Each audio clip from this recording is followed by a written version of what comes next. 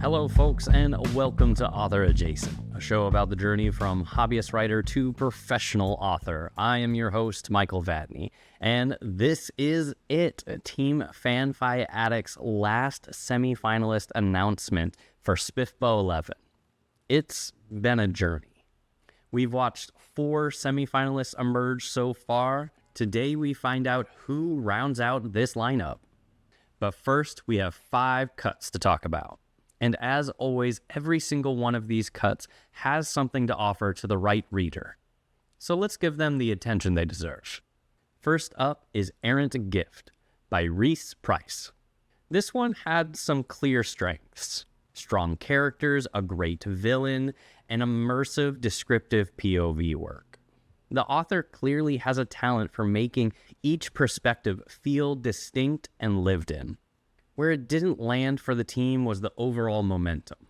Despite the strong individual elements, the story felt slack. The pieces didn't quite come together in a way that kept the pages turning. Some of the descriptive passages, while well crafted, pulled the reader out of the narrative rather than deeper into it. But if you enjoy character-driven fantasy with strong villain work and immersive POV writing, and you're more of the savor the prose type of reader, Errant Gift is worth checking out for you. Next, we have When the Stars Alight by Camilla Andrew, a romantic fantasy set in a gas lamp world where courtly intrigue, morally gray characters, and enemies to lovers romance. On paper, this checks a lot of boxes for us, and there's genuinely beautiful writing here. The team acknowledges that the prose is a highlight of this story, with some passages being described as seriously stunning. The world building is interesting too, with multiple POVs and a setting full of intriguing characters, and cultures with real darkness underneath this pretty surface. But where the team struggled was with the prose that could tip into a little bit more lush and overdone than what we were looking for, sometimes pulling attention away from the characters and the pacing rather than enhancing the story. The team also felt that the character development wasn't quite as deep as they wanted, and the plot threads didn't always feel as cohesive. That being said, several of our judges do plan to continue the series, which says something. But if you love lush, descriptive prose, gas lamp fantasy, and a morally gray romantic fantasy, this is one to pick up. Readers who prioritize atmosphere and gorgeous writing will find a lot to appreciate here. Cut number 3 is Farian's Winter by Megan Lay. And fun fact about this book, it is the longest book in the entire SPFBO 11 competition. That's a commitment by both the author and the reader. And the judges who read this book were ultimately glad that they did. The 3 main characters are the book's biggest strength. They're interesting, well-developed, and they push the narrative forward in meaningful ways. There's real investment in their journey. The length is also the book's greatest challenge. The team felt that the book could have been split into 2 or even 3 tighter stories with stronger pacing. The POV tends to shift between characters within the same scene as well, which can be disorienting at times. But if you love epic, sprawling fantasy, and you're the type of reader that happily settles into a long book with well-drawn characters in a familiar fantasy setting, this book has a lot to offer. Next up is The Heart of the North by Patrick McNaughton. This is a coming-of-age story with kingdoms, political drama, and the makings of something with real scope. The team noted that the world building and the dialogue were true highlights here. There is a very strong foundation here. Where it didn't come together for us was in the characters and some of the decisions that were made within the story. And the story beats felt just a little too familiar, without offering enough of a fresh take to set it apart from other stories that we have read. But if you're looking for a classic coming-of-age tale with political intrigue and kingdom-level stakes, The Heart of the North might be a good fit for you, especially if you're looking for something in that traditional epic fantasy lane. Our last cut is Threadbound by M.E. Moyran.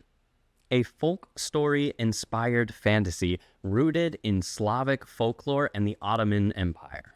There are echoes of Scheherazade and the 1001 Nights here, and the world building really leans toward that beautiful, lush, dark, whimsical, all-at-once tone. The main character, Yesna's journey, takes her through a world filled with fascinating creatures. And there's a dreamlike quality to the storytelling that's genuinely appealing. One judge said that they couldn't help but like what they found in this book. Unfortunately for us, the issues that we were finding was in around the pacing and the supporting characters. Side characters tend to appear without much backstory, and the pacing often felt uneven to us. But the world building and the folklore-inspired atmosphere left a real impression with us. So this one has a very clear audience. If you love folklore-inspired fantasy, Threadbound is calling your name. Readers who enjoy atmospheric, creature-rich worlds with a fairy tale sensibility should absolutely pick this up. All right, here we go. Team FanFiAddict's final semi-finalist is Flint in the Bone by Ava St. John. The team was really taken with this one, and it's easy to hear why. The world building was a standout. A unique blend of historical time periods and magic that one judge said they're still thinking about weeks later. The way the world affects both characters and the plot was singled out as a particularly impressive maneuver. The story follows Bish as she works to solve a mystery involving a wayward mage. And when the book has momentum, it really moves. The early chapters pull you into the secrets and the revelations. And once Bish finds her groove and the mysteries begin to sharpen, the final act sets up for the sequel beautifully. One of our judges even called it out as one of their favorites of the entire allotment for FanFiAddict, while others are already looking forward to the sequel. A strong endorsement across the board so far. Congratulations to Ava St. John. And that's it. Team FanFiAddict's first round of SPFBO 11 is officially complete. Our 5 semi-finalists are Shadows of the Sundered Lands by Corbin Rook, Blackwater by Emily Blakeney, No More Levels by Benjamin Bareth, Grave Covenant by Tobias Youngblood, and Flint in the Bones by Ava St. John.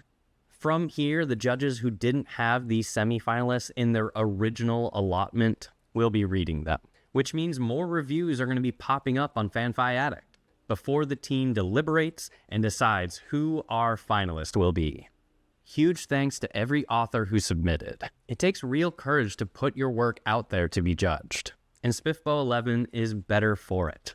I'll be back with more SPFBO 11 coverage as we get into our semi-finalist reads. Until next time, let's be author adjacent together.